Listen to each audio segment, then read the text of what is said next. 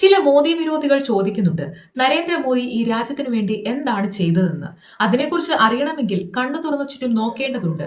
കണ്ണടച്ച് ഇരുട്ടാക്കുന്നവർക്ക് ഒരുപക്ഷെ കാണാൻ സാധിക്കില്ല. ഈ ചുരുങ്ങിയ 10 വർഷം കൊണ്ട് പ്രധാനമന്ത്രി നരേന്ദ്രമോദി ഈ രാജ്യത്തിന്റെ വികസന കുതിപ്പിന് വേണ്ടി ചെയ്ത ഒന്നല്ല, രണ്ടല്ല, അഞ്ചല്ല, 50-ലധികം കാര്യങ്ങൾ ഞാൻ പറയാം. ലിസ്റ്റ് ഇനിയും ഒരുപാട് കൂടുകയുള്ളൂ. തൽക്കാലം ഇത്രയും കാര്യങ്ങൾ കേട്ട് നിങ്ങൾ തൃപ്തിപ്പെടുക. ഇന്ത്യയുടെ പുതിയ പാർലമെന്റ് നിർമ്മിച്ചു. ലോകത്തിലെ ഏറ്റവും വലിയ ക്രിക്കറ്റ് സ്റ്റേഡിയം നിർമ്മിച്ചു. ലോകത്തിലെ ഏറ്റവും വലിയ പ്രതിമ നിർമ്മിച്ചു. ലോകത്തിലെ ഏറ്റവും നീളം കൂടിയ റെയിൽവേ സ്റ്റേഷൻ നിർമ്മിച്ചു. ലോകത്തിലെ ഏറ്റവും ഉയരം കൂടിയ റെയിൽവേ പാലം നിർമ്മിച്ചു.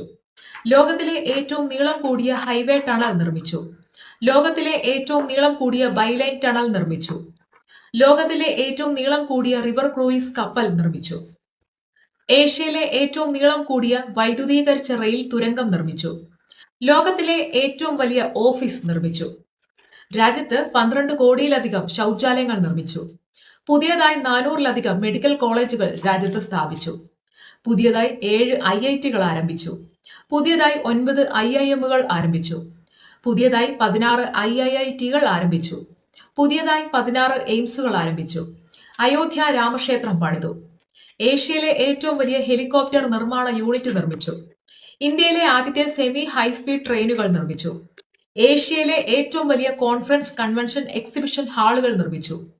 തുടർച്ചയായി 105 മണിക്കൂറും 33 മിനിറ്റും കൊണ്ട് 75 കിലോമീറ്റർ ബിറ്റുമിനസ് പാത സ്ഥാപിച്ചതിന്റെ ഗിന്നസ് റെക്കോർഡ് ഇന്ത്യക്ക് ലഭിച്ചു. ലോകത്തെ രണ്ടാമത്തെ വലിയ ഫോൺ നിർമ്മാതാക്കളായി മാറി India.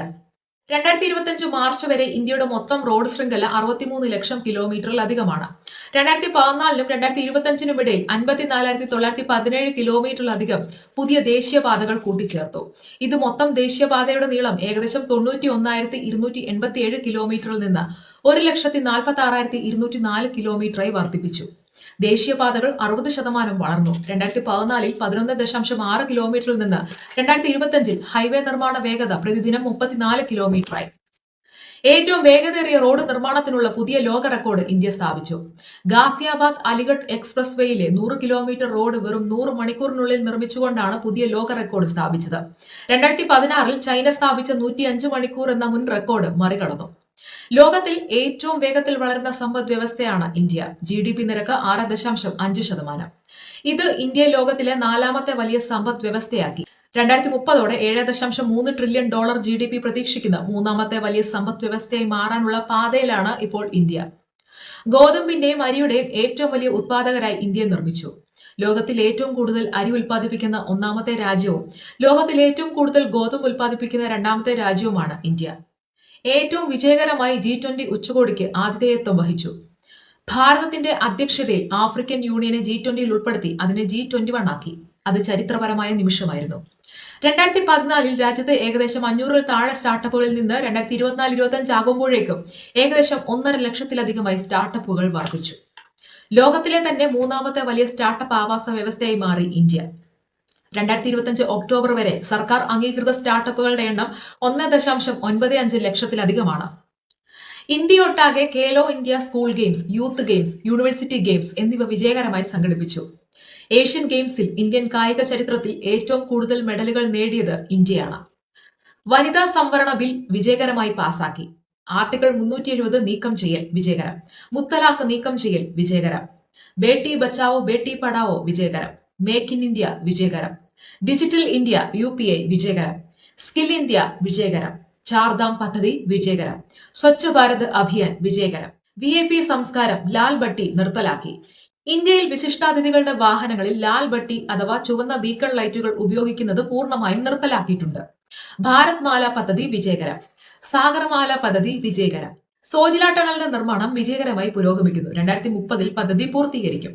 Mumbai trans harbour link അഥവാ അടൽ സേതു ഇന്ത്യയിലെ ഏറ്റവും നീളം കൂടിയ കടൽപ്പാലം നിർമ്മിച്ചു. സുദർശൻ സേതു ഇന്ത്യയിലെ ഏറ്റവും നീളം കൂടിയ കേബിൾ പാലം നിർമ്മിച്ചു. നോട്ട് നിരോധനം വിജയകരം. 1 റാങ്ക് 1 പെൻഷൻ നടപ്പിലാക്കി. ഗസ്റ്റ് ഫൈറ്റർ ജെറ്റുകൾ എന്ന റാഫേൽ യുദ്ധവിമാനങ്ങൾ 36 ഇന്ത്യ ഫ്രാൻസിൽ നിന്ന് ഇന്ത്യൻ വ്യോമസേനയ്ക്ക് വേണ്ടി വാങ്ങി. 2025-ലെ world directory of modern military aircraft ranking അനുസരിച്ച് ഇന്ത്യൻ വ്യോമസേന ലോകത്തിലെ ഏറ്റവും ശക്തമായ 3ാമത്തെ വ്യോമസേനയാണ്. ആയുഷ്മാൻ ഭാരത് പദ്ധതി ലോകത്തിലെ ഏറ്റവും വലിയ ആരോഗ്യ സംരക്ഷണ പദ്ധതി വിജയകരമായി തുടരുന്നു. ഗ്രാമ വ്യവസായ വിൽപ്പന 4 മടങ്ങ് വർദ്ധിച്ചു.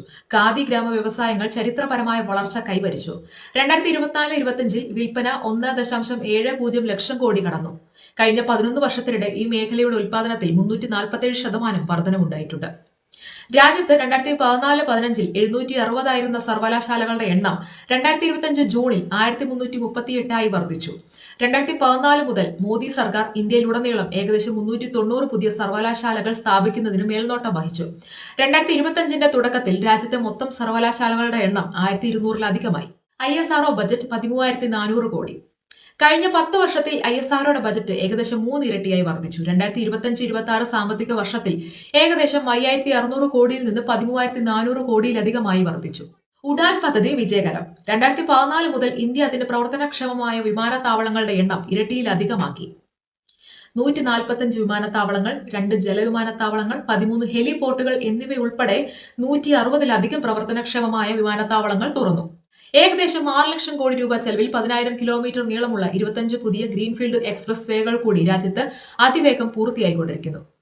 നോക്കൂ, ഈ നിശബ്ദ വിപ്ലവം കൂടി പൂർത്തിയാകുമ്പോൾ ഇൻഫ്രാസ്ട്രക്ചർ ഡെവലപ്മെന്റ് ഇന്ത്യയെ മറ്റേതൊരു ലോകരാജ്യത്തോടും കിടപിടിക്കുന്ന ശക്തിയായി മാറ്റും. ഇന്ത്യ ഇന്ന് അതിവേഗം വളരുന്ന പ്രധാന സമ്പദ് വ്യവസ്ഥ മാത്രമല്ല, കാലാവസ്ഥാ പ്രവർത്തനം, ഡിജിറ്റൽ നവീകരണം തുടങ്ങിയ അടിയന്തര വിഷയങ്ങളിൽ ഒരു പ്രധാന ആഗോള ശബ്ദവുമാണ്. കഴിഞ്ഞ 10 വർഷം കൊണ്ടാണ് BJP സർക്കാർ രാജ്യത്ത് ഇത്രയും മാറ്റം കൊണ്ടുവന്നത് എന്നത് ഓർക്കണം നിങ്ങൾ. റോഡ്, റെയിൽവേ, നദി, പാർപ്പിടം തുടങ്ങിയ വിവിധ മേഖലയിൽ ഈ ഒരു കാലയളവിലുണ്ടായ മാറ്റം ചെണ്ട കൊട്ടി അറിയിച്ചില്ലെങ്കിലും നടന്നിട്ടുള്ളതാണ്. അത് അംഗീകരിക്കാനുള്ള മനസ്സെങ്കിലും വിമർശനം ഉന്നയിക്കുമ്പോൾ കാണിക്കണം പലരും. കഴിഞ്ഞ 10 വർഷത്തിനിടയിൽ ഭാരതത്തിൽ പ്രതിമ നിർമ്മാണവും ക്ഷേത്ര നിർമ്മാണവും മാത്രമല്ല നടന്നത്, മറ്റു പലതും നടക്കുന്നുണ്ട്. പക്ഷെ ഇവിടെ രാഷ്ട്രീയത ബാധിച്ച ചിലരുടെ കണ്ണുകളിൽ അത് പെടുന്നില്ല എന്ന് മാത്രം. കാണേണ്ടവർ എല്ലാം കാണുന്നുണ്ട്. ഒന്നും കാണാത്തവർക്ക് ഒന്നും കാണാനും കഴിയില്ല. കാരണം നമ്മൾ ഭൂലോക പ്രബുദ്ധരല്ലേ.